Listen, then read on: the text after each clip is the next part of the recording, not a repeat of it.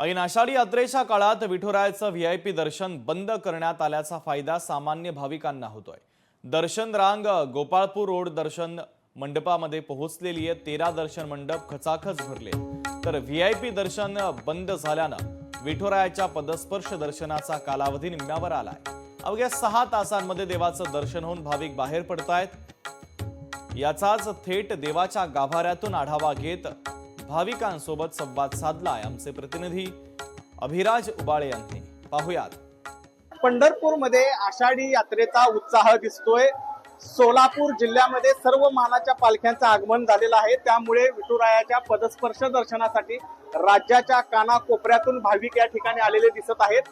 तासन तास भाविक दर्शन रांगेमध्ये उभं राहावं लागत होतं। त्याचं कारण होतं की व्हीआयपी दर्शन मोठ्या प्रमाणात सुरू झाल्यानंतर भाविकांची दर्शन रांग थांबवण्यात येत होती, त्यामुळे भाविकांना जवळपास 10 ते 11 तासांचा कालावधी पदस्पर्श दर्शनासाठी लागत होता। पण लोकशाही मराठीने ज्यावेळेस व्हीआयपी दर्शनाबाबत बातमी दिली, त्यानंतर जिल्हाधिकारी कुमार आशीर्वाद यांनी मंदिर समितीला आदेश दिले व्हीआयपी दर्शन बंद करण्याचं, आणि त्यामुळे मोठ्या प्रमाणात या ठिकाणी बदल झालेला दिसतोय। आपण आता दर्शन रांगेमध्ये आहोत आणि या ठिकाणी आपण बघू शकताय।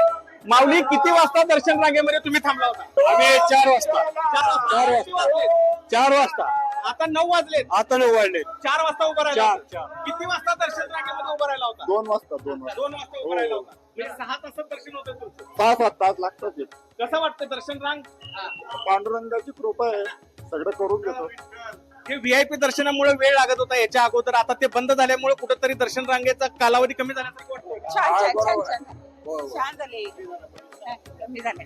आणि 7 तासात दर्शन होतं। 7 तासात दर्शन होतं। याच्या अगोदर किती वेळ लागत होता? 12, 14, 16 असं लागत होतं। अभिराज उबाळे, लोकशाही मराठी, पंढरपूर।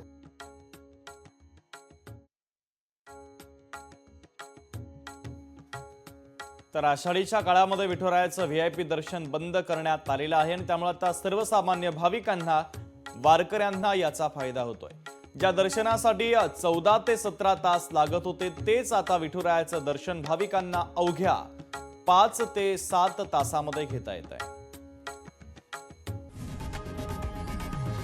लोकशाही मराठी ऐका, पहा, जागरूक रहा।